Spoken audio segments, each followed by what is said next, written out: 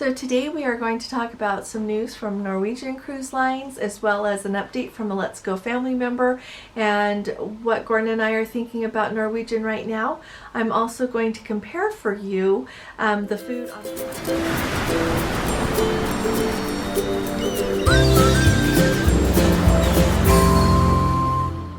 the river cruise that we just got off of Avalon Waterways, the Envision, with what we usually experience on Princess. And I'm going to tell you about our day in Salzburg today. We did our Sound of Music tour today, so let's go ahead and get started.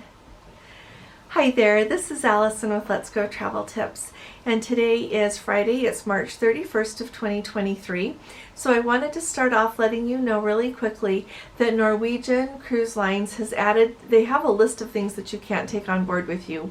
A lot of the things are things that you would think of. You can't take like weapons, you can't take like a steamer. They just have a list of things that you can't take, and it has remained the same for quite some time. But they have added that you cannot bring with you a fan, and they include in the fans that you cannot bring with you. You can't even bring personal handheld battery operated fans. So I am not exactly sure why you can't bring those. I know that there are a lot of people that use those for comfort, whether it's just because they tend to be warm or they have a medical condition, but I think that that might be something that is really hard for people. It'll be interesting to see how tightly they regulate that, how particular they are about it. But for example, like with this clothing steamer, if you have one packed in your luggage, and they will confiscate it and they'll give it back to you at the end of your cruise. So all of you that have a Norwegian cruise booked, let us know if they take your fan away. And like I said, that ranges from the ones you could plug in your cabin clear down to those little handheld ones. Now, when we were thinking about Norwegian, I got a really nice update from one of our Let's Go family members who has been on board the Encore, the Norwegian Encore this last week. And he was so kind to send me an update and let us know kind of how things are going. So if you're not familiar, this is the time of year that a lot of times there are more children on board ships because it's spring breaks. Breaks kind of start rolling anywhere from the beginning of March clear through the week that has Easter in it, or historically is the time period that you will see more children on board cruise ships and also on flights, anything else, because families tend to travel during the children's spring break time. So on the Norwegian Encore, there were 4,700 people. She was sailing at full capacity, and there were 1,200 children on board. He said there were so many children. He's like, I like children. But he said there were so many children. And for example, it did impact the cruise experience a little bit. He said, I had a set reservation time to go do the racetrack, the race car, and he still had to wait an hour for it. He said the pools are packed. I should say the main pool. In Encore, there is one main pool. There's also like a small children pool that is only allowed, which is appropriate for small children.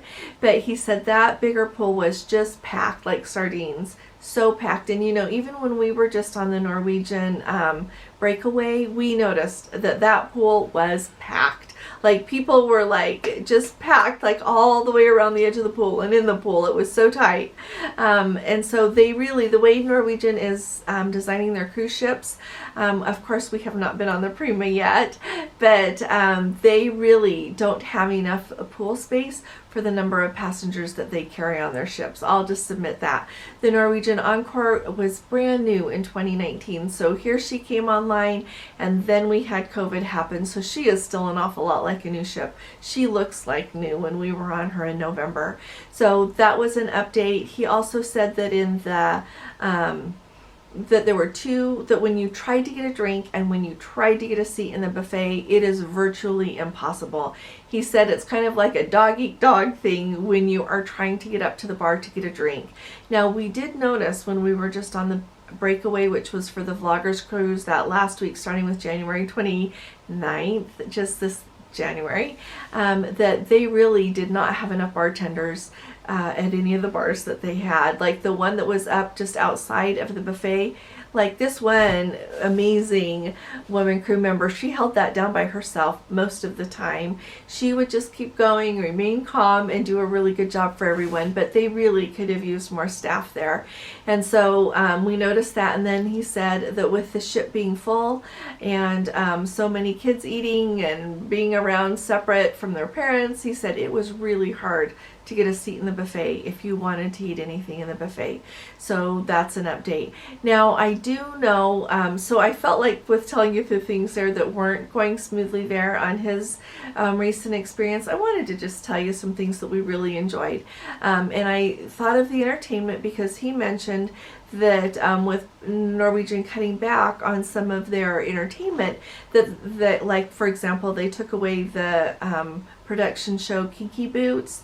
With that gone, he said the shows are repeating a little bit more often during the week. So if you don't like the Beatles, that could be a problem because they have that Beatles show. And then he said the Choir of Man was very good. And when we experienced the Choir of Man on the Norwegian Encore, it was absolutely outstanding. And so we really did enjoy the entertainment when we were on Norwegian. Another thing that Gordon pointed out is it's really nice the way they set up their buffet, that you have like more than one station for salads. You have more than one stations for grilled food. So you have more stations. So it works out really nice. We really enjoyed how they set that up. And also on Norwegian, you can go up and they have like these little punch mixes, like one's mango and I don't remember if the other one is a citrus one, but you can go get those yourself as well as water, which is really nice. So it makes it, I think it alleviates a little bit of the call at the bar for people trying to get drinks there. But we really enjoyed that. And the other thing that we enjoyed on Norwegian was, what was it? The private island. Oh, the private island. When we got to go to Great Stirrup Cay, or Great Stirrup Key, however you say that, and it was really nice. We were able to get lounge chairs in their main beach area there really easily. The transportation, it's a tender system, went really smoothly. We really enjoyed their private island there. We thought they did a good job with it. So let us know, any of you who have been on Norwegian lately or who are going, let us know if you've got a Norwegian cruise booked. I truly think that for spending our time and our money right now, we don't anticipate taking Norwegian again unless they are going somewhere that we would like to go and we can't go there on Princess. We do enjoy Princess more than Norwegian at this point, but if Norwegian is going somewhere and Princess isn't, or Celebrity, I would rather go on Celebrity than Norwegian, then we would give Norwegian another try and definitely go if it was itinerary based. The next thing I want to talk to you about, and then we are going to get to our day that we just had in Salzburg, and it was wonderful. So when we were just on the Avalon Waterways Envision cruise ship, of course, food is always a big deal, and we all want to know how food is going on the different cruise ships that we sail on. And so this was our very first time sailing on Avalon, and we were really excited to go. So overall, the way that Avalon does it is they serve their breakfast and their lunch and their dinner at set times. And of course, with it being a riverboat, there is limited area, and so pretty much you always eat with someone. And we really enjoyed that. We met lots of really nice people, but at the same time, they just have really that window of time. And I think I mentioned it in a live that, like, if they're serving dinner from 7 to 9 p.m., you kind of need to go close to 7. Otherwise, you can go at 8 o'clock if you want to, because I asked. But if you sit down at 8 o'clock, then you're sitting down with people who already have ordered their food and eaten some of their food. So that's a little bit weird. So really, it's best to go when dinner is first served. The other thing to know about dining is they do a lot of buffets. In the evening, they serve dinner, but during breakfast and lunch, they have a breakfast buffet, they have a lunch buffet, and then they always have a little card tucked in with your napkin with a few things listed on it that you can order if you would like to. For example, at lunchtime, there was always a hamburger on that list. It varied a little bit from day to day, but you could always count on a hamburger being something that you could order if you'd like. They did vary what was in the buffet every day really well. We didn't see repeats on what was offered. So that was really nice. We got to try a wide variety of things. And we also noticed that they always offered some dishes that were appropriate, like they kind of matched up with what cuisine you would be getting if you were ashore during that time. Our chef was from Hungary, and I think that you could see that.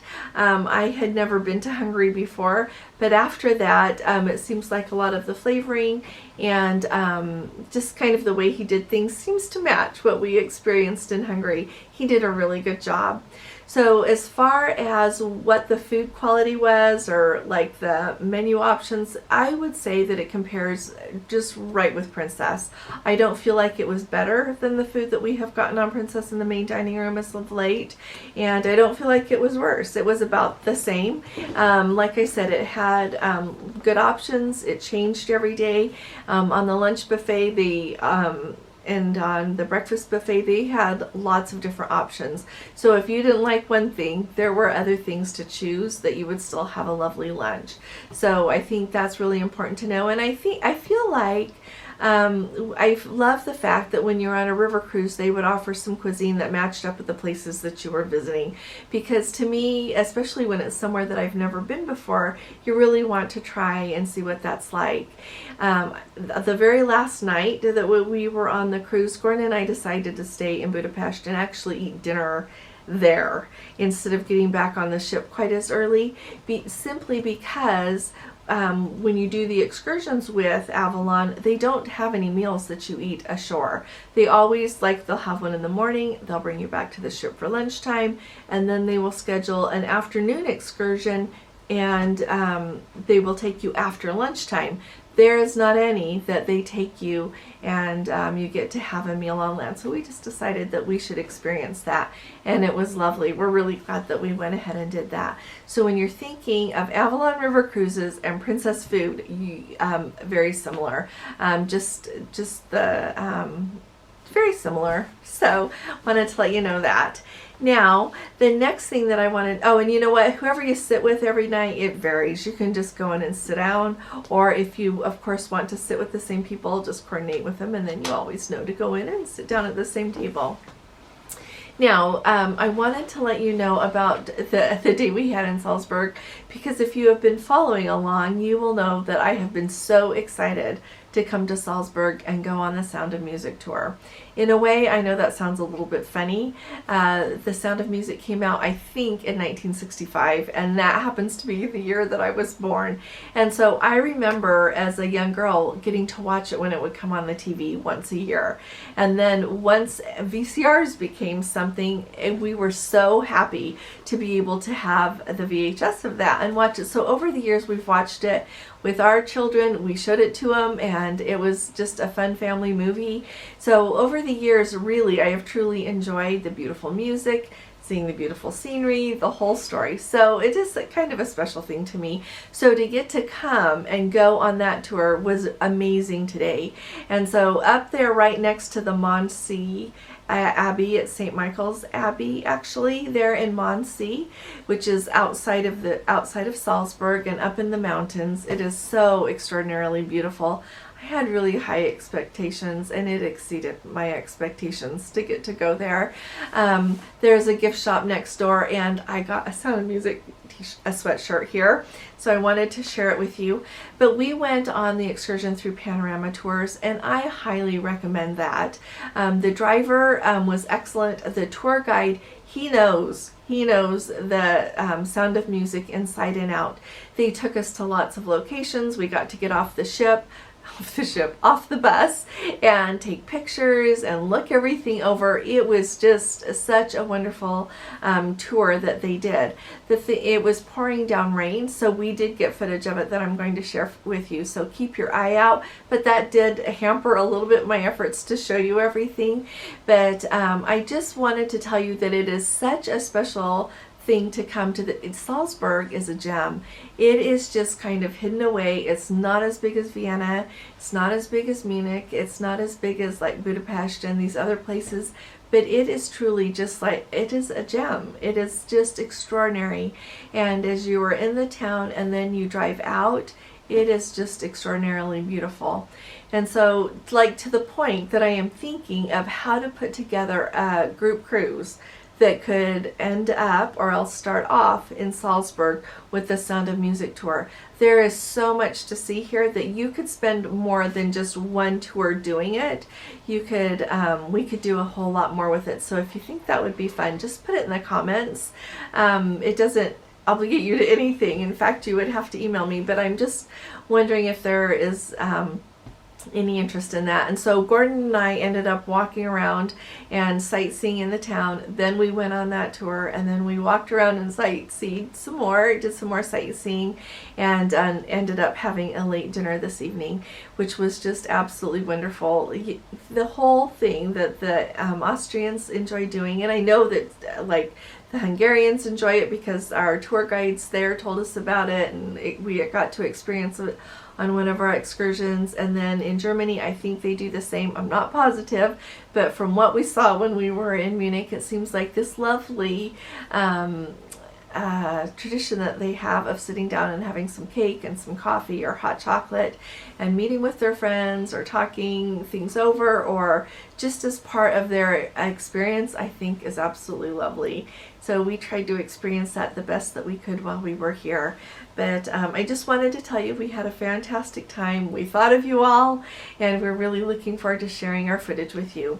So this coming Monday, if I forget to tell you in the days that lead up here, this coming Monday, we usually do our lives on Monday night, but our flight does not land until 10:30 p.m. our time, which would be 12:30 on the East Coast. And so look for us the following Monday. If we happen to be able to do a live on Friday night, we will let you know, but I am not too sure that we can this week. So just kind of keep an eye out. Put your questions down below. If any of you have been on a cruise lately, would you please send me an email? Let me know how it went, how things are going, and if you haven't subscribed yet, please do subscribe. We really need you with us, and look forward to having you in our Let's Go family. If you appreciate these updates, please give this video a thumbs up, and I will indeed be talking to you again very soon. You all take really good care. God bless you. Love you. Bye-bye.